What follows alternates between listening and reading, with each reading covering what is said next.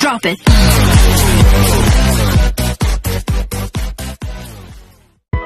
Good day mga ka-sports natin dyan. Choco Mucho Flying Titans pumapalag talaga sa kupunan nga ng ating Phenom superstar Alyssa Valdez.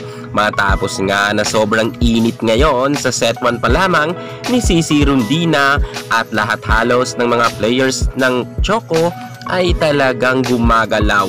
Kung kaya nga mga ka-sports natin dyan, ang Choco Mucho nga ngayon ay nauungusan at natatambakan nga ng scores ang nasabi nating defending champion na Creamline Cool Smashers. Ganado ngayon ang Titans team sa laban na ito. Set 1 pa lamang ay nagiinit na talaga sila, samantalang dinaluhan nga to or pinapanood ang game 2 na championship battle nga para sa gold ng mga kilalang artista. At dito naman mga ka-sports natin dyan ay talagang sobrang lakas na ng Choco Mucho ngayon at mukha talagang ayaw magpatalo dito nga sa Creamline. Ang ganda ng mga set ni Boss Dinabong at maganda rin ngayon ang floor defense nga ni Tang Ponce. Kung kaya nahihirapan ngayon ang Creamline maka-score.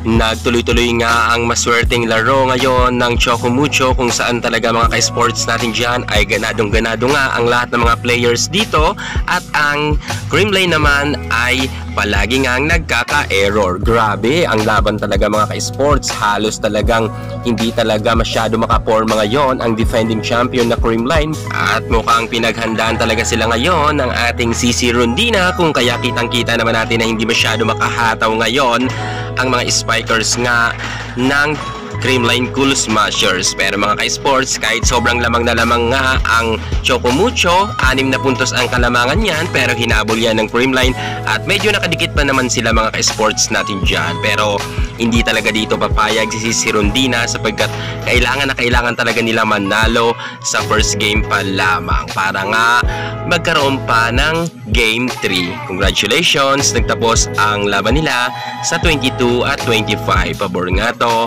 sa Choco Mucho. Tuwang-tuwa naman dito mga ka-sports ang mga fans nga ng Choco Mucho at talagang naghihiyawan sapagkat nakauna na nga silang panalo. Abangan ang second set.